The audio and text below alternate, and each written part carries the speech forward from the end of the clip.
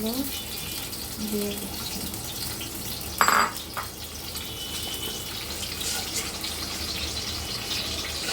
তারপর লং দিচ্ছি,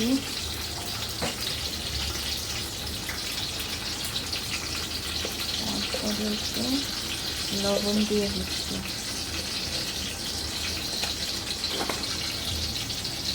একটুখানি নাড়াচাড়া দিয়ে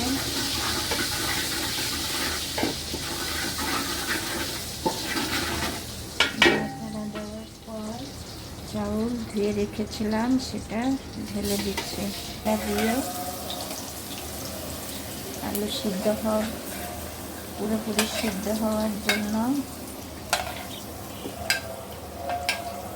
কিছুটা দুধ ঢেলে দিচ্ছি। তারপর আবার একটু নেড়ে চেড়ে ভালোভাবে ঢেকে দিলাম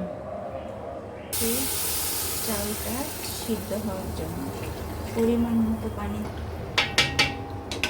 ঢাকনা দিয়ে ঢেকে দিলাম। অর্ধেক সিদ্ধ হয়েছে। এখন তার সাথে এটাকে ভালো করে নাড়াচাড়া করতে হবে যেন পুরোপুরি মিশে যায়, তার সাথে যেন মাংসটা পুরোপুরি মিশে যায়, সেই জন্য এই তো আমাদের বিরিয়ানি আজকের মতো রান্না হয়ে গেছে। এখন 2 মিনিটের ভিতরে নামিয়ে ফেলবো। কেমন?